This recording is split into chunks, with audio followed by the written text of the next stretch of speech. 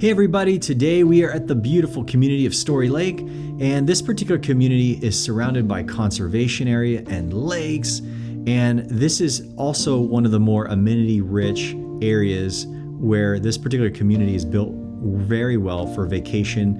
You have condominiums and single-family homes, and it's built for the clubhouse, the splash pads, the fitness centers, and you basically have everything that you would want to provide for someone to have a good time when they're in Florida. Obviously, this property is also right off of Osceola Parkway heading towards Disney, so it's very convenient for that use. But there's just a lot of avenues for this particular community. You could end up using this for your own second home at times, but then also use it for an income generating property all throughout the year. Now, with this particular property, they have 800 home sites, and there's a variety of different types of build in this particular community. So I'm going to showcase particularly for you today the condominiums. In another video, I'm going to show you the single family homes. And as always, make sure you get our Jones Group rebate. Don't sign up with the builder without calling us first. We'll talk to you guys real soon.